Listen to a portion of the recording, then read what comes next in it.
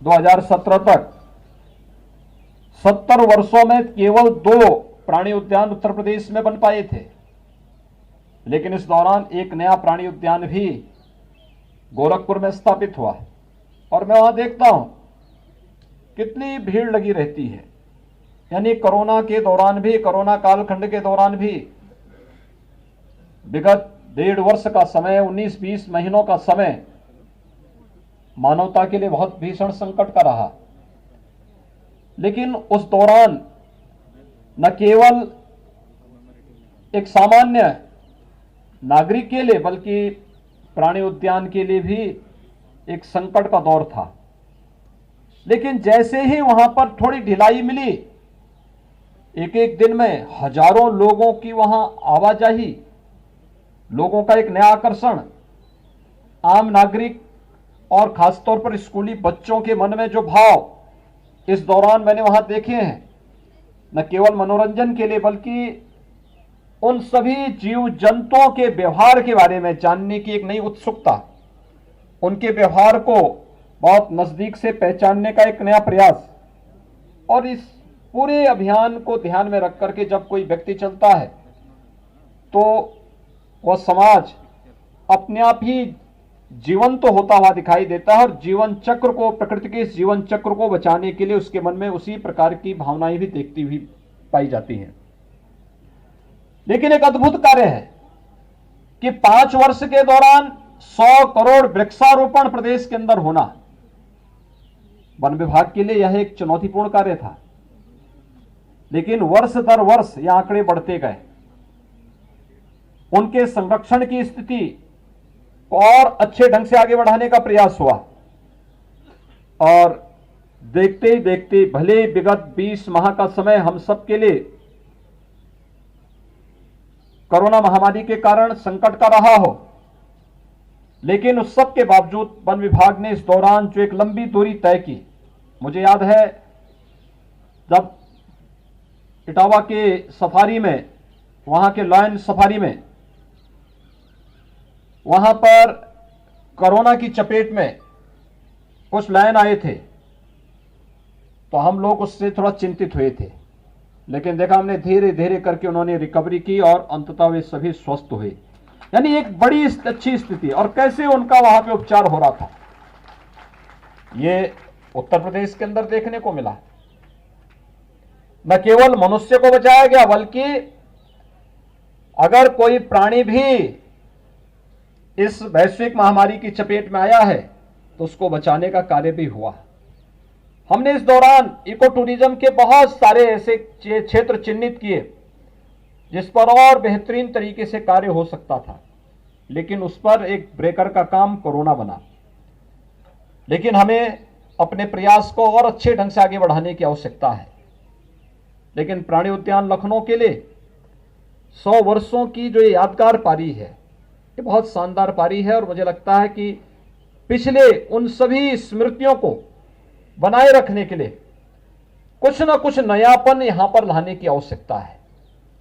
कुछ ना कुछ नया दिखना चाहिए और उस दिशा में क्या प्रयास हो सकते हैं, कौन लोग थे या जो यहां पर हमारे पश्चात में अभी यहां के पूर्व निदेशक हैं, प्रशासक हैं, जो अवकाश प्राप्त करने के बाद अपने स्वयं के घर गृहस्थी के कार्यों में व्यस्त हैं, उनका कुछ समय लेकर के न केवल लखनऊ के लिए बल्कि अन्य प्राणी उद्यानों के भी कैसे हम इसको बहुत अच्छे ढंग से वैश्विक मानचित्र पर उस मानक के अनुरूप आगे बढ़ाने में योगदान कर सकते हैं।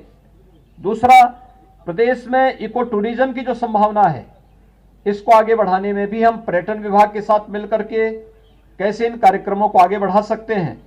समय समय पर अलग अलग संस्थाओं के साथ हमारे एमओयू हो, वहाँ के बच्चों को यहाँ पर आमंत्रित करने की व्यवस्था हो, वन्य जीवों के प्रति उनके मन में एक भाव पैदा हो, इस पर एक नई डिबेट और एक चर्चा परिचर्चा को आगे बढ़ाने का कार्यक्रम हो, इस पर लेखन और पेंटिंग की इस नई प्रतियोगिता को अलग अलग स्तर पर आगे बढ़ाने का एक बृहद कार्यक्रम हो।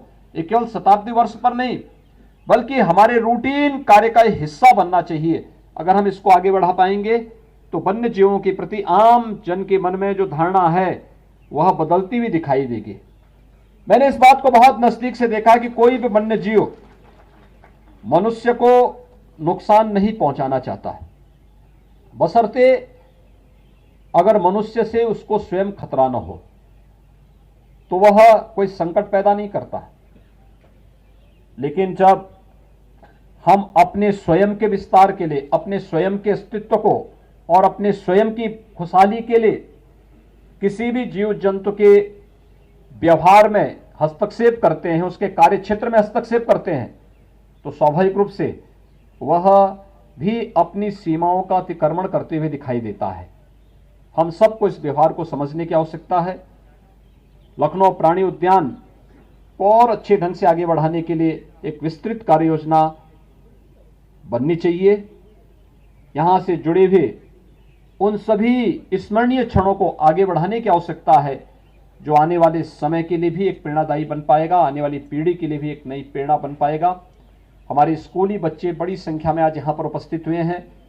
इन बच्चों के लिए भी विशेष विजिट के कार्यक्रम और उन पर समय समय पर अलग अलग प्राणी के बारे में, जो आपके गाइड हैं, जो वहाँ पर रहने वाले आपके सामान्य जानकारी रखने वाले लोग, उनके अलावा कुछ अच्छे राष्ट्रीय और अंतर्राष्ट्रीय स्तर के भी कुछ अच्छे लोगों को बुला करके जो इनके व्यवहार के बारे में, उनकी प्रकृति के बारे में, उनके सामान्य दिशा किस रूप में होती है, इन सब के बारे में विस्तृत रूप से बता सकें, तो मुझे लगता है कि बच्चों का ज्ञानवर्धन भी होगा और मनोरंजन भी होगा, साथ साथ जो कि इनकम को बढ़ाने में भी काफ़ी मदद इससे मिल पाएगी।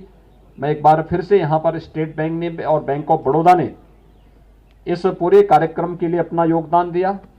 ये सभी संस्थाएं अपने CSR मद से निरंतर सहयोग करती हैं, योगदान देती रहती हैं। लखनऊ जू के प्रति भी उन्होंने आत्मीयता दिखाई है, मैं उनको हृदय से धन्यवाद देता हूं।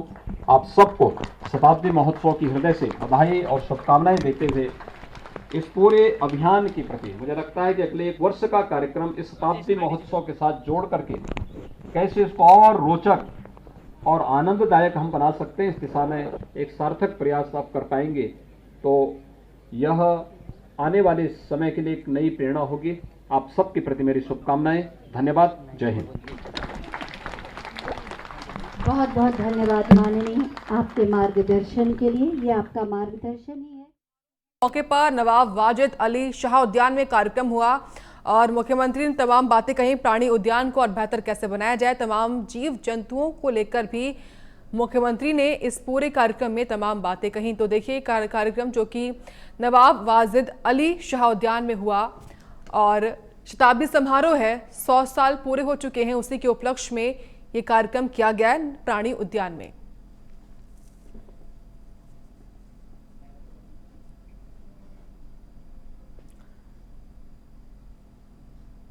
तो नवाब वाजिद अली शाह उद्यान में कार्यक्रम किया गया जिसमें मुख्यमंत्री योगी ने शिरकत की और उनका महत्वपूर्ण संबोधन हुआ। तो 100 वर्ष पूरे हो चुके हैं और शताब्दी समारोह के मौके पर ही इस कार्यक्रम का आयोजन प्राणी उद्यान में किया गया।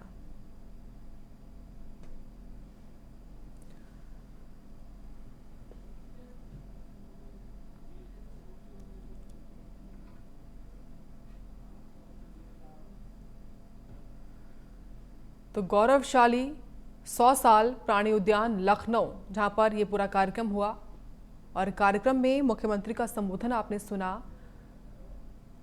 कहा कि प्राणी उद्यान को और कैसे बेहतर बनाया जाए, इसके संबंध में तैयारी की जाएगी और इसको और बेहतर बनाया जाएगा।